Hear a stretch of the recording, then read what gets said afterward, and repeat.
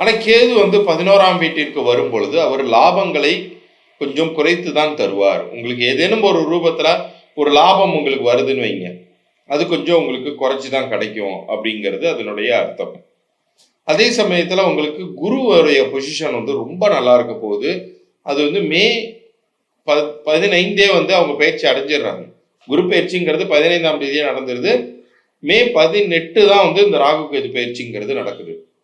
So இந்த காலகட்டத்தில் உங்களுக்கு ரொம்ப ரொம்ப வந்து ஒரு பக்கம் ராகுவினால் நன்மைகளும் கேதுவினால் ஒரு சில பண பண வரவு செலவுல வந்து கொஞ்சம் பின்னடைவுகளும் இருக்கதான் போகுது. இப்போ இந்த 6ஆம் வீட்டில் இருக்கக்கூடிய சனியோடைய அமைப்பு அப்படிங்கிறது உங்களுக்கு மிகுந்த ஒரு உயர்வை தரக்கூடிய ஒரு ஸ்தானம் தான். ஏன்னா சனிங்கிற ஒரு கிரகம் வந்து பாவ கிரகம், துலாமுக்கு மிகவும் நட்பு ரீதியான கிரகம். சுக்கிரன்